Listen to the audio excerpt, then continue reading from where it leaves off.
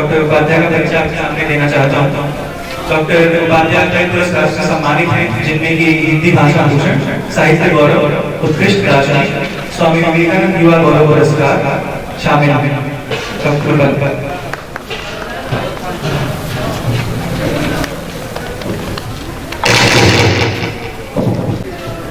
धन्यवाद। आदरणीय इस कार्यक्रम की अध्यक्षता कर रहे अध्यक्ष मंच पर विराजमान मेरे अभिभावक, जिनके साथ मैं अनेक बार याद ही नहीं कितनी बार मैंने भाषण किया है, आपको सुन सुन के हम लोग बड़े हुए थे। यहाँ जितने उपस्थित लोग हैं, इसमें दो लोगों को मैं पहचानता हूँ, एक डॉक्टर जनार्दन राय जी को और एक आदरणीय पांडे जी को। बाकी मुझे ये भी नहीं मालूम है मैं कहाँ पे खड़ा हूँ। लोकेशन आपने भेजा, देख देख के मैं आया हूँ। गोरखपुर से चले, बताया कि बलिया मेरा घर है, कार्यक्षेत्र गोरखपुर है। तो ये भी अभी हुआ है 2-4 घंटा पहले, किस विषय में बोलना है। मुख्य रूप से मेरा विषय दर्शन का है, फिलॉसफी है, लेकिन आदरणीय पांडे जी के सुपुत्र ने कहा कि बलिया के बारे में बोलना है। अच्छा, तीसरे व्यक्ति को भी मैं पहचाना, पीछे विनोद पाठक जी बैठे हुए हैं, तो आपको भी प्रणाम करता हूँ, सभी सबको यथायोग्य अभिवादन करता हूँ। समय भी कम है, कम समय में अपनी बात रख लेनी है।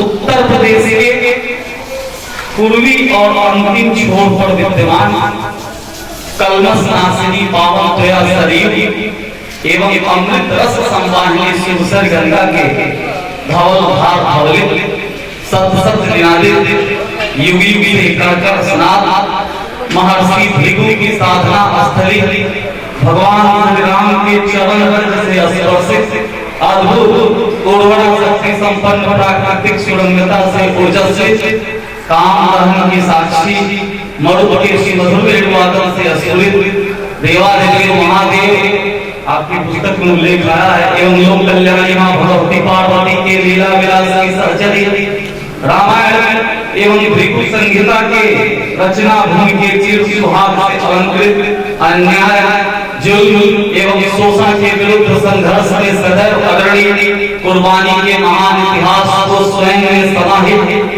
सर्व सद्भाव एवं मंगल कामना से पूर्ण आर्त एवं सर्ववत्सला पूर्वांचल के अग्रणी क्षमा की भूमि, दया की भूमि, तप त्याग और मनोबल की श्रेष्ठ भूमि बागी बलिया की हृदय स्थली महान स्वतंत्रता संग्राम सेनानी मंगल पांडे जी की जन्मभूमि नगमा में मैं आप सबका हृदय से वंदन करता हूँ, स्वागत करता हूँ।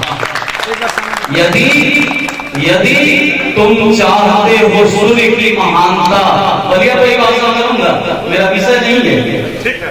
यदि तुम चाहते हो सूर्य की महानता तो भृगु जैसे आत्मज्ञानियों को याद रखना। चाहते हो राष्ट्र का दिया सदा प्रदीप्त रहे, भूलना न कुर्बानियों को याद रखना। पूर्ण स्वाभिमान से ही जीना चाहते हो यदि, मंगल जैसे बलिदानियों को याद रखना। और देश के धनाक्षरी छंद पढ़ रहा हूं जो 4 लाइन का होता है, 3 लाइन पे ताली नहीं करें, 4 लाइन सुनिए, आनंद लीजिए बलिया के गौरव के बारे में। यदि तुम चाहते हो सूर्य की महानता तो भृगु जैसे आत्मज्ञानियों को याद रखना। चाहते हो राष्ट्र का दिया सदा प्रदीप्त रहे, भूलना न कुर्बानियों को याद रखना। पूर्ण स्वाभिमान से ही जीना चाहते हो यदि, मंगल जैसे स्वाभिमानियों को याद रखना।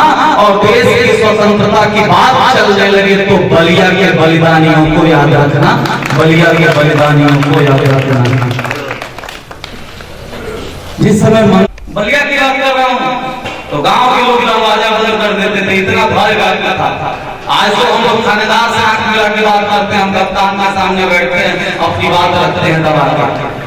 लेकिन चौकीदार आता था, दरवाजे बंद कर लिए जाते थे। उस समय अंग्रेजों के सीने पर पहली गोली दागने का काम अपने समर सपूत मंगल पांडे जी ने किया और 7 ब्रिटिश महारानी के सिंहासन का चूल चूल हिला करके रख दिया।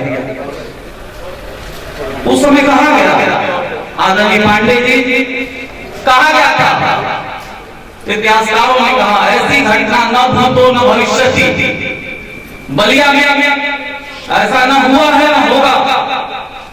सुदूर क्षेत्रों के पधारे हुए लोग हैं, उनकी जानकारी के लिए आप जानते भी हैं, इस मंच में जो लोग बैठे हैं उनको बताने की आवश्यकता नहीं है। मेरे सम्मुख में विद्वज्जन बैठे हुए हैं जो हमसे छोटे हैं, उनके ज्ञान वर्धन के लिए कहना चाहता हूँ कि बलिया में भाषण करने के लिए कह रहे हैं। बलिया की क्रांतिकारी परंपरा उस दिन शुरू होती थी जब भगवान शिव कामेश्वर धाम कारों में तपस्या करते थे। आदरणीय डॉक्टर जनार्दन राय जी विशेषज्ञ बैठे हुए हैं।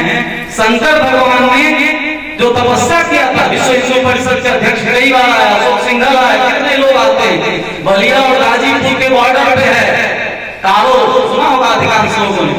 कारो में भगवान शंकर तपस्या कर रहे थे, इंद्र का इंद्रासन हिलने लगा, उन्होंने कामदेव को भेजा, काफी न चला थोड़ी देर के लिए।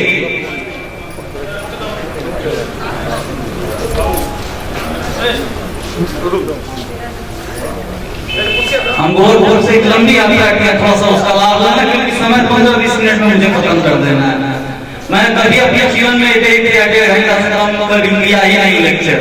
खैर, तो मैं कह रहा था कि भगवान शिव तपस्या कर रहे थे और कामदेव को भेजा इसी बलिया की धरती पर, और भगवान शिव ने अपनी तीसरी आंख खोली। आप पढ़े होंगे, सुने होंगे, जानते होंगे, भगवान शंकर ने तीसरी आंख खोली, कामदेव जल के भस्म हो गए। काम दहन की साक्षी यदि कोई भूमि संसार में कोई है तो बलिया जगत है। कामदेव को भस्म करके क्रांतिकारी परंपरा की शुरुआत भगवान शिव ने की। और उसके बाद जो सबसे बड़ा सवाल खड़ा हुआ कि किसकी पूजा पहले होनी चाहिए। दुनिया नहीं, ब्रह्मांड में सर्वश्रेष्ठ देवता कौन है? 84 लाख ऋषि बैठे, कैसे तय किया जाए सबसे बड़ा देवता कौन है? यह नियम है कि परीक्षार्थी से श्रेष्ठ होना चाहिए, परीक्षा लेने वाला देने वाले से श्रेष्ठ होना चाहिए। तो ब्रह्मा विष्णु महेश की परीक्षा लेनी है, एग्जामिनर इससे बड़ा होना चाहिए। तो सारे लोगों ने मिलकर एक स्वर में कहा कि ब्रह्मा विष्णु महेश इस परीक्षा लेने की यदि ताकत किसी में है तो महर्षि भृगु में है। और महर्षि भृगु ने परीक्षा दी। कैसे ली आप अधिकांश लोग जानते होंगे, उस पर चर्चा करेंगे, भाषण लंबा होगा। भगवान शंकर की परीक्षा लिए, उनको श्राप दिए कि आओ आज से तुम्हारे लिंग की पूजा होगी। ब्रह्मा की परीक्षा लिए, वो भी फेल हुए, उनको श्राप दिए तुम्हारी पूजा ही नहीं होगी, केवल पुष्कर में मंदिर है, बाकी विश्व में कहीं मंदिर नहीं है। और जब गए विष्णु के यहाँ, बताओ जो जगत का पालनहार है, जिसके सर पे जिम्मेदारी है सबके भोजन भरण पोषण करने की, वो क्षीर सागर में सोया हुआ है। माता लक्ष्मी पैर दबा रही है और छाती पे लात मारने का कार्य किया महर्षि भृगु ने। भगवान विष्णु की आंख खुली, महर्षि भृगु का पैर पकड़े, प्रभु आपके कोमल पैरों में मेरे कठोर सीने से कहीं चोट तो नहीं लगी। और तब महर्षि भृगु ने घोष किया कि सर्वाधिक आदरणीय और समादृत यदि कोई देवता है तो विष्णु है। लेकिन जो मृगचर भृगु जी के शरीर के था वो सट गया, चूंकि देवता को मारने का कार्य किए थे इसलिए पाप लगा था। और यह संदेश दिया गया कि आप देशाटन करिए और दुनिया में जो पवित्रतम भूभाग होगा वहां पर पहुंचेंगे तो यह मृगचर आपका शरीर छोड़ देगा। मित्रों, आप जानते होंगे संगम कहा जाता है इलाहाबाद प्रयागराज को, जहाँ गंगा जमुना सरस्वती की बात की जाती है, लेकिन सरस्वती विलुप्त हो चुकी है, नहीं है। लेकिन बलिया दुनिया का एक लौता ऐसा जगह है जहाँ 3 नदियां आज भी हैं, पहले कई जगह मिलती थी, गंगा, सरयू और तमसा। तमसा के तट पर वाल्मीकि जी का आश्रम था। बहुत बड़े कवि बैठे हुए हैं हमारे बीच, हमारे जनपद के डॉक्टर जनार्दन राय जी। महाकवि कहा जाता है तुलसीदास को, और आदि कवि कहा जाता है वाल्मीकि जी को, क्योंकि विश्व की सबसे पहली कविता उनके मुख से बलिया जनपद में तमसा नदी के तट पर तब फूटी थी, जब प्रातःकाल वाल्मीकि जी तमसा नदी में स्नान करके बाहर निकल रहे थे। क्रौच पक्षी आपस में क्रीड़ा कर रहे थे, सुना होगा आप लोगों ने, ये वही धरती है। क्रौच पक्षी क्रीड़ा कर रहे थे, वाल्मीकि जी देख रहे थे। प्रातःकाल की बेला है, मलय संगीत चल रही है, आनंद की अनुभूति हो रही है, भाव विवल है वाल्मीकि जी। और तब तक बहेलिया आया, तीर चलाया, दोनों जोड़ों में से एक जोड़े को तीर लगा और वो क्रौच पक्षी चाय चाय चिल्लाते हुए नीचे गिरने लगा। एक सेकंड पहले जो बहुत सुंदर दृश्य था वो करुणा में बदल गया।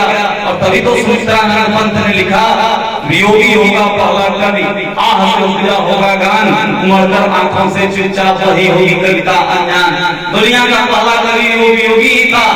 जब पक्षी नीचे गिरा वियोग से, विश्व की पहली कविता अनुष्टुप छंद में फूटी। मानसार प्रतिष्ठांकं गमहसास्वती समाजंत क्रौच मिथुनादेकं अवधेकाम मोहितम। विश्व की पहली कविता है जिसका जन्म कहाँ हुआ है? वहां जहां आप बैठे हैं, हम भाषा कर रहे हैं। ऐसे असंख्य उदाहरण हैं। बलिया यदि नाम पड़ा है तो उसमें वाल्मीकि के कारण भी हो सकता है, वाल्मीकि के कारण बलिया हो सकता है। बालू ज्यादा हो रहा था, 2-3 नदियां हो तो बालू काफी, तो हम लोग बलुआ बोलते हैं बालू वाले क्षेत्र को, तो बलुआ से भी बलिया। और जो गणराज्य थे उस काल में, तो मिथिला के विदेह सुषुमार गिरी के भक्त, वैसे ही नाम आता है अल के पुली। इतिहास अल के पुली यानी जल प्लावित जो क्षेत्र था उसमें बुली लोग रहते थे। बुलियन से बलिया शब्द पड़ा, और यह भी माना जाता है कि राजा बलि के कारण भी बलिया शब्द पड़ा, और यह भी माना जाता है कि बलि ने एक यज्ञ किया बलियाग, और बलियाग से भी बलिया नाम पड़ा, बालेश्वर जी से भी बलिया नाम पड़ा। बहुत सारी बातें हो सकती हैं।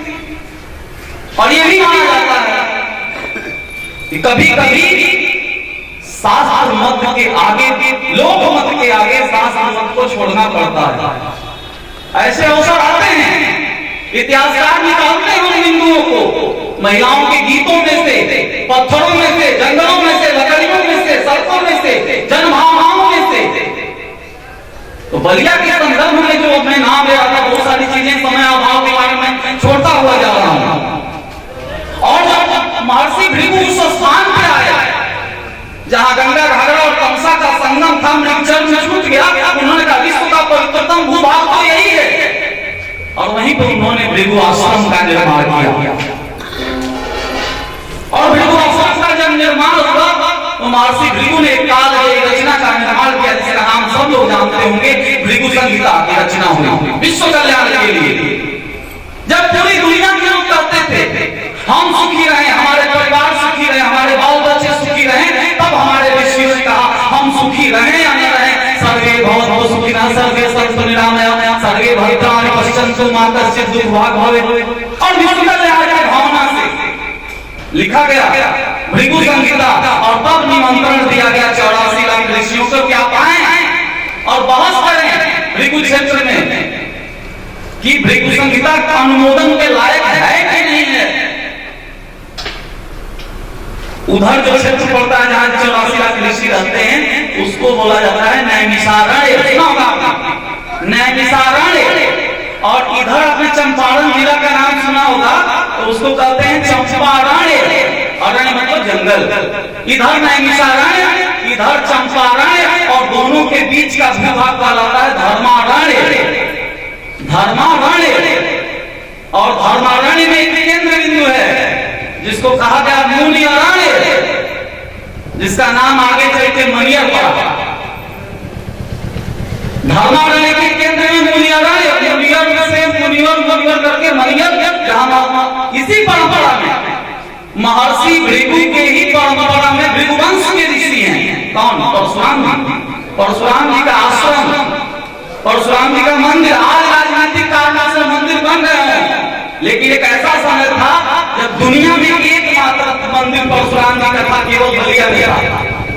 आज तो चुनाव के समय समान घोषणा हो रही, लेकिन विश्व में यदि कोई मंदिर था, इकलौता मंदिर परशुराम जी का, तो केवल आपके जनपद में था, क्योंकि भृगुवंश के हैं। और उस पार मनियर के ठीक उस पार देवरिया जनपद में भृगुवंश के हैं, तो उस गांव का भी नाम है भार्गवपुर, यानी भागलपुर। तुर्ती पार जब पार करके उतरेंगे ट्रेन से, मुझे लग रहा है 90% लोग इस बात को समझ रहे होंगे। बेलथरा रोड तुर्ती पार जैसे ही पार करेंगे, भार्गवपुर यानी भागलपुर, और उसके बगल में गांव है सोहनाग। जैसे परशुराम जी की मूर्ति इधर बलिया में मनियर में है, ठीक वही मूर्ति सोहनाग में है। सोहनाग में जन्म हुआ परशुराम जी का, और यहाँ का कर्मभूमि बनाया उन्होंने मनियर को। और यहाँ के लोग मान लेता है, जब आप यहाँ से निकलेंगे बलिया से सिकंदरपुर के लिए, जनमान एक जगह है, आप देखते होंगे, तो जनमान में एक राक्षस था बहेरा, अत्याचार था उसका। हाँ, दान भोगता था, कोई बोलने वाला नहीं था, चारों ओर आतंक मचाए हुए था। परशुराम जी मनियर से जनवान आए, मार करके मल दिया, फाड़ दिया दो टुकड़ों में, और दोनों टुकड़ा घसीटते हुए लेके गए। तो जनवान से होते हुए आगे बढ़ेंगे तो धनौती, दुरौधा, बहादुरा, निकलिया, असना, पिलुई होते हुए जाके मनियर में सरयुगी में मिल जाता है। किसी ने खुदाई नहीं किया है, क्योंकि खुदाई किया होता तो दोनों भीटे उसके बने होते, सांप की तरह वैसे बनता हुआ चला गया। आज भी बलिया के लोग उसको बहेरा नाला के नाम से जानते हैं।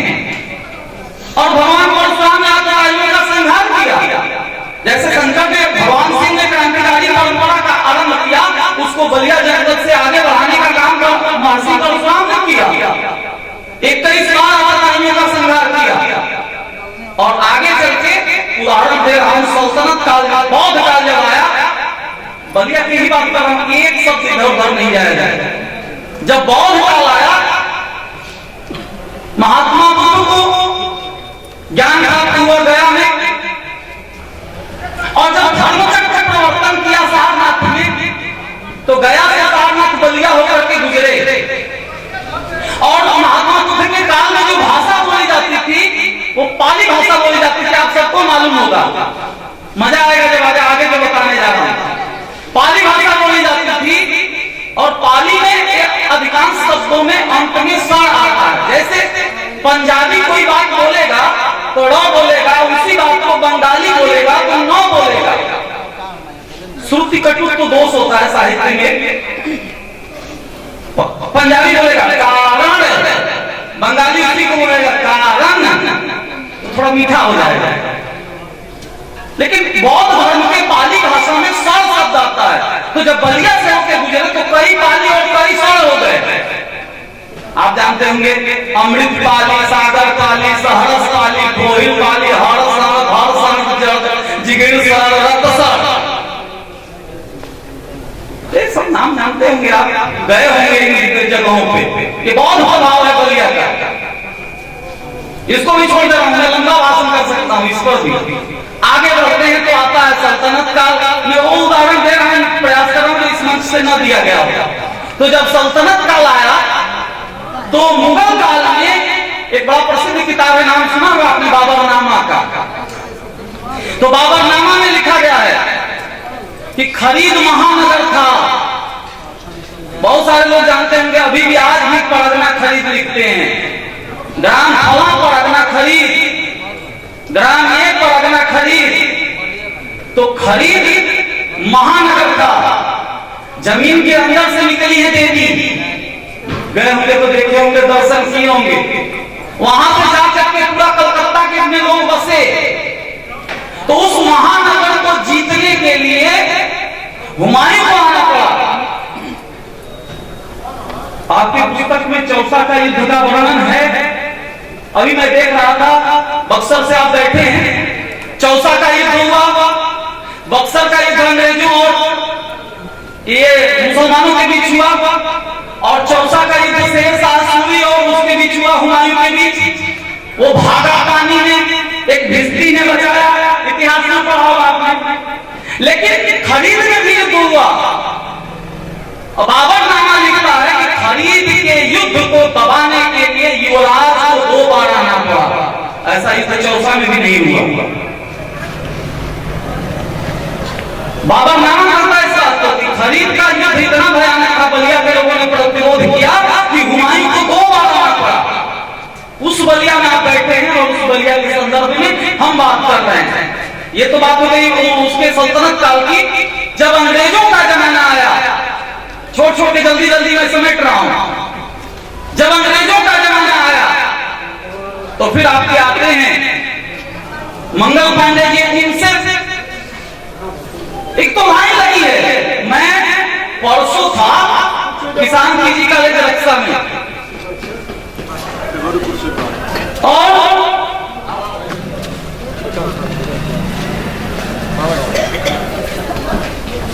किसान पीजी कॉलेज रक्षा में परसों कार्यक्रम चल रहा था। मैं मुख्य वक्ता के रूप में था और उन लोगों ने दिखाया 1077 लोगों का नाम जो शहीद हुए हैं बलिया। कभी अध्यक्ष जी जाइएगा, 1077 लोगों का नाम का संकलन हुआ है। पूरा जीवन वृत्त का संकलन हुआ है। किसी जिला में नहीं, किसी देश में एक क्रांतिकारी शहीद हो जाए तो देश गदगद हो जाता है। जहां हम बैठे हैं वहां 1077 लोगों की शहादत हुई है। हमको कितना गौरव हो रहा होगा। और इतिहास में पढ़ते हैं प्रिंस ऑफ वेल्स भारत आए, लाठियां चली, लाला लाजपत राय को लाठी लगी, बाद में मर गए, गोली चली, हजारों लोग मरे, जालियांवाला बाग कांड हुआ, हजारों लोग मरे, नाम नहीं जानते। पंडित जी लोग जब पिंडदान कराते हैं तो जिसका नाम जानते हैं, कई पीढ़ियों का पिंडदान तो करते ही, एक और पिंड रखते हैं उसके लिए जिसका नाम हम जानते नहीं है। इसलिए मेरे बाबा के बाबा के बाबा के बाबा के बाबा नहीं होते तो उनके नाती का नाती का नाती का नाती यहां खड़ा होगा, भाषण नहीं देता। तो जो शहीद ज्ञान है उनका महत्व बहुत है, लेकिन उसका महत्व भी कम नहीं है जिसका नाम ज्ञात नहीं है।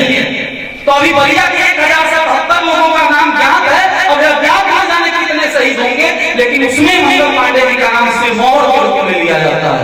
इसलिए उस समय उन्होंने बंदूक उठाया जब कोई सांस लेने वाला नहीं था। अंग्रेजों के गांव में, आज के जमाने में गांव में गुंडा प्रधानी का चुनाव लड़ता है, किसी के दरवाजे पे जाता है, हमको वोट देंगे तो हाँ, कोई नहीं करता कि हम आपका विरोध करेंगे, अधिकांश होता है ऐसे।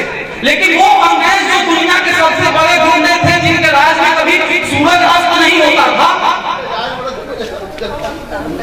उतने बड़े गुंडे जिनके राज में कभी सूरज अस्त नहीं होता था, उनके लेफ्टिनेंट बाफ और ह्यूसन 2 नाम थे। उनके छाती पर गोली दागने का काम मंगल पांडे जी ने किया।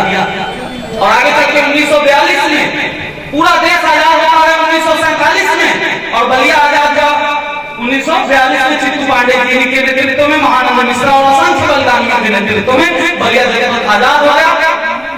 और पचमुखा देवी जयंती में है, पचमुखा देवी के बगल में एक ढाला है, नाला, लगभग 200 अंग्रेज सोए हुए थे। रात में लोगों ने सबका गला काट दिया। आप पता करिएगा, सारे अंग्रेज जो कर्मी थे उनकी हत्या की गई, यहाँ के लोगों ने किया। और उसका नाम आज भी मुड़कटवा ढाला कहा जाता है। पचमुखा देवी के बगल में जरूर पूछिएगा, मुड़कटवा ढाला कहा जाता है आज भी। और जब ये घटना घटी तो विक्टोरिया की हालत खराब हो गई। यहाँ से संदेश पहुंचा कि भारत पर राज करने के लिए भारत मंत्री और वायसराय जैसे पद हुआ करते थे। तो विक्टोरिया ने तो उस दिन कहा कि बलिया को यदि ठीक से चलाना है तो इसे जिला बनाइए, नहीं तो गाजीपुर जिले का तहसील के रूप में बलिया था, जानते होंगे इस बात को। और तब 1 नवंबर को बलिया जिला बना ताकि इसका प्रशासन किया जा सके। फिर ऐसी घटना दोबारा न घटे। वो क्रांतिकारी स्वभाव रहा है बलिया का। विश्वामित्र लेकर के गए भगवान राम को, बलिया होते हुए बक्सर में जाकर इसी आसपास तोरंट बन, जिसे कहते हैं तोरंटा गीता के बंगला, जहां नेता लोग आते हैं तो रुकते हैं। राम जी ने हड्डियों का पहाड़ देखा था, रामचरितमानस में वाल्मीकि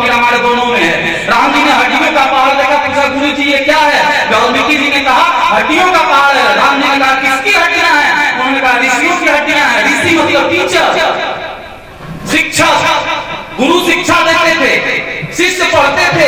कागज की खोज नहीं हुई थी, कलम की खोज नहीं हुई थी, कंप्यूटर लैपटॉप नहीं था जिससे ज्ञान को सेव किया जा सके। गुरु के मस्तिष्क में ज्ञान होता था, शिष्य को वो ज्ञान देता था, शिष्य उसको याद करता था, प्रातः काल स्मरण कराया जाता था। फिर जब गुरु की मृत्यु हो जाती थी, शिष्य ही गुरु बनता था और ज्ञान का संचलन अपने यानी ज्ञान एक पीढ़ी से दूसरी पीढ़ी तक सुन के बढ़ता था। इसलिए वेद का पर्यायवाची शब्द श्रुति है। वेद को श्रुति कहा जाता है क्योंकि सुन के आगे बढ़ा है। तब राम ने कहा कि जो परंपरा सुन के आगे बढ़ी है, सुनाने वाले की हत्या कर दी जाएगी तो भारत की पूरी परंपरा समाप्त हो जाएगी। और एक तो नहीं कितनी हत्या की गई है कि शिक्षकों के लाश का, शिक्षकों की हड्डियों का पहाड़ खड़ा हो गया है। राम जी ने धनुष उठाया और कहा कि राक्षसों से विहीन कर दूंगा मैं इस धरती को। और तब जाकर के तालिका को उन्होंने बंद किया। वहां पे सुबाहु का वध हुआ, त्रिशिरा का वध हुआ। ये वो धरती है जहां शपथ लिया भगवान श्री राम ने, उनके चरण से स्पर्शित भूमि है। और अंग्रेजों के जमाने में दिखाया भारत की दुनिया में सबसे पहले पूरे विश्व के नक्शा उठा के देखेंगे तो सुई के नोक के बराबर की हैसियत बलिया जनपद की नहीं है। दुनिया के नक्शे में क्या होता था? लेकिन जब क्रांतिकारी बात आती है, इतिहास की बात आती है, बलिया ने वो इतिहास रचा जिसे दूर दूर तक कोई छू नहीं सकता है। लेकिन अब कंक्लूजन लेके आ रहा हूं, समाप्त कर रहा हूं अपना भाषण। मैं घंटों बलिया पे बात कर सकता हूं लेकिन समेट रहा हूं अपने आप को। आज बलिया में नौजवान जाते हैं नौकरी करने बॉम्बे तो राज ठाकरे के गुंडे लग आते हैं। असम में नौकरी करते हैं, चाहे अभी मणिपुर चल रहा था, भाषा के नाम पे भोजपुरी भाषी के रूप में हम काटे जाते हैं, गालियां दी जाती हैं, बिहारी बोल करके अपमानित किया जाता है। दुनिया में जल संसार है, जल ही जीवन है। आप विश्वास करिए, दुनिया का नक्शा उठा करके देख लीजिए, एक ओर से सरयू आ रही है, एक ओर से गंगा आ रही है। जो जल संसाधन बलिया में है दुनिया के किसी भूभाग में नहीं है। आजादी के बाद सरकारें चाहिए होती तो इस जल संसाधन का उपयोग करके ऐसे कल कारखाने स्थापित हो चुके होते जिससे बलिया के बेरोजगारों को पलायन नहीं करना पड़ता। बेरोजगारी जड़ है आत्महत्या की, बेरोजगारी जड़ है अपराध की।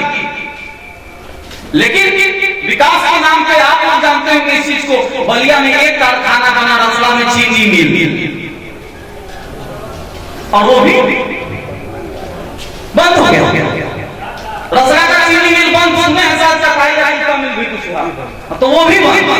आजादी के बाद दो ही कंपनियां खुली, कंपनी मतलब क्या, छोटा मोटा, और वो दोनों आज बंद है, कोई सुध लेने वाली नहीं है।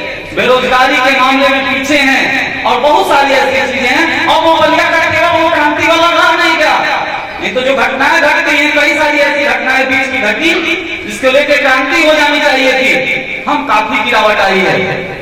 रामायण आपने देखा होगा, महाभारत आपने देखा होगा, और आज का जमाना देख रहे हैं, कई सारे उदाहरण दिया हूं। रामायण में कभी जुआ नहीं हुआ लेकिन महाभारत में जुआ हुआ, और आज खुलेआम बैठ करके ताश और जुआ होता है इसी जनपद में। रामायण में केवल ढेला से, पेड़ पौधे से, पहाड़ से युद्ध लड़े जाते थे। महाभारत में अब पक्षपात कितने विकसित हुए, अग्निबाण विकसित हुआ, ब्रह्मास्त्र विकसित हुआ, और आज परमाणु बम विकसित हमने कर लिया। सारे विनाश के संसाधन हमने जुगाड़ कर लिया। और मैकाले जब भारत आ रहा था तो सीमार होने लगी, बोली कि आप जा तो रहे हैं भारत, लेकिन जब भारत जाएंगे तो बंगाल में वहां जादूगरनी होती है, तोता बना के पिंजरे में बंद कर देंगे।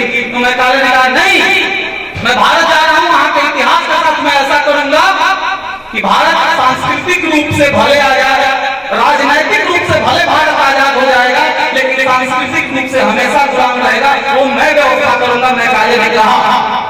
और ऐसी व्यवस्था की अंग्रेजी शिक्षा की। मैं भाषा का विरोधी नहीं हूं, आप अंग्रेजी खूब पढ़िए, मुझे अंग्रेजी पढ़ने आती है, मैं अंग्रेजी में बोल लेता हूँ। हमें चाइनीज भी आए तो और बढ़िया बात है, हमें जर्मन आए, फ्रांसीसी भाषा है, हम दुनिया की सारी भाषाएं आप पढ़े जाने लिखे। लेकिन एक वेश्या बहुत खूबसूरत हो, बहुत श्रृंगार की हो और मेरी माता कुरूप हो, वो वेश्या मेरी माता का स्थान कभी नहीं ले सकती। हिंदी हमारी भाषा है, मातृभाषा है, हमें उसको सर पे रखना होगा। जो अभी आप बात कर रहे थे, हिंदी का स्थान सब ऊपर ही होना चाहिए। और ऐसा किया उसने, ऐसा किया यार देसी कुछ भी नहीं रहा। आज के तारीख में क्या है, देसी गाय नहीं है कहीं, देसी गाय खत्म, देसी मक्का खत्म, संकर मक्का, देसी गेहूं खत्म, देसी चावल खत्म, सब दंगल के। जानते होंगे आप सब किसान बैठे हुए हैं, सारे लोग किसान परिवार से हैं। आप राष्ट्र देवता हैं, राष्ट्र देवता का सदा उन्नत रहे ललाट, चूक हो गई तो स्वाभिमान मर जाएगा। प्रीत वाले गीत मनमीत को सुनाओगे तो वंदे मातरम वाला गान मर जाएगा। हाय रे विधाता अन्नदाता ही करा रहा, मजदूर भूखा है किसान मर जाएगा। और सोई हुई चेतना को साथियों जगाओ ना तो धीरे धीरे पूरा हिंदुस्तान मर जाएगा। ये सोई हुई चेतना को जगाने का प्रयास होना चाहिए। और उसने जो प्रयास किया, देसी सब कुछ तमाम अब आते हैं, देसी कपड़ा पसंद नहीं आता, जो आप पहने हुए धोती कुर्ता पैजामा वो अच्छा नहीं लगता, ये पैंट शर्ट अच्छा लगता है। देसी बाजा हुड़का पखाउज डफड़ा अच्छा नहीं लगता, अंग्रेजी बाजा अच्छा लगता है, चाहे शादी हो चाहे, समझ रहे होंगे। देसी हकीम और वैद्य अच्छे नहीं लगते, अंग्रेजी डॉक्टर अच्छा लगता है। देसी स्कूल अच्छे नहीं लगते, अंग्रेजी स्कूल में एडमिशन कराना पसंद करते हैं। सब कुछ अंग्रेजी में मिला। और इस बलिया जनपद में जब एडमिशन कराने के लिए आदमी गया था उसमें कॉन्वेंट स्कूल में, स्कूल वाला कह रहा है, मैं अपनी कान से सुना हुआ बात बता रहा हूँ, स्कूल वाले से पूछा क्या क्या हो सकता है, बलिया के स्कूल वाला कॉन्वेंट वाला कह रहा है जूता स्कूल से मिलेगा, बैग स्कूल से मिलेगा, ड्रेस स्कूल से मिलेगा, बस्ता स्कूल से मिलेगा, बोतल भी स्कूल से मिलेगा, टिफिन स्कूल से मिलेगा। गार्जियन ने पूछा ज्ञान कहाँ से मिलेगा, उसने कहा इसके लिए ट्यूशन लगाना पड़ेगा। तो अपने जनपद की स्थिति है, जो ज्ञान की श्रेष्ठ परंपरा का वाहक है। मेरा भाषण लंबा होता जा रहा है, मैं इस बात को समाप्त करने जा रहा हूँ। मैं ये कहूँगा हजारों बातें बलिया के संदर्भ में हम बात कर सकते हैं, लेकिन हम गुरु को बड़ी प्रसन्नता होती है, शिष्य सौभाग्यशाली होता है जब अच्छे गुरु मिलते हैं, और गुरु सौभाग्यशाली होता है जब अच्छे शिष्य मिल जाते हैं। राम विश्वामित्र कितने प्रसन्न हुए होंगे जब उनको पता चला होगा कि मेरे आश्रम में पढ़ने वाला राम कोई साधारण नहीं है, बल्कि तीनों लोगों को चलाने वाले हैं। संदीपनी कितना प्रसन्न हुए होंगे जब उनको पता चला होगा कि कृष्ण कोई साधारण व्यक्ति नहीं है। और इब्राहिम पट्टी के प्राइमरी स्कूल का मास्टर उस दिन कितना प्रसन्न हुआ होगा जब उसको पता चला होगा कि मेरे स्कूल में पढ़ने वाला चंद्रशेखर भारत का प्रधानमंत्री बना है। वो बलिया की विजय है, हमारी विजय और आपकी विजय है। बहुत बड़ा हो चुका है, इतना पर्याप्त है। तो इस समय मेरा तो लंबा भाषण आपके हमारे बीच होगा। दर्शन पे मैं बात करना चाहता था, सब कुछ बंद करके केवल उनका आदेश था केवल बलिया पे बात करना, तो मैंने केवल बलिया पे बात किया है। और किसी विषय पे यदि चर्चा करनी होगी तो कहीं हम विधिवत करेंगे। और चार बन गए आज के कलमकार, हर शब्द शौर्य का बखान चाहिए हमें। बंदा शिवाजी राणा जैसे रणबांकुरों की अपनी पुरानी पहचान चाहिए हमें। राजनीति वालों की चरण वंदना को छोड़ वक्त आ गया है बलिदान चाहिए हमें। और भक्ति स्वदेश की ये मांग करने लगी है, वीर मंगल पांडे सा जवान चाहिए। बहुत बहुत धन्यवाद सर, आपका भाषण निश्चय हमारे गले में घर कर गया। मैं उम्मीद करता हूँ कि यहाँ पे जितने लोग बैठे हैं जिन्होंने आपकी बातों को सुनी, उन्होंने कभी भी इस जनपद को इस तरह से नहीं देखा होगा, इस तरह से नहीं समझा होगा। इसमें बहुत बहुत धन्यवाद। मैं चाहूंगा एक बार जोरदार तालियों की सरकार कार्यक्रम को आगे बढ़ाते हुए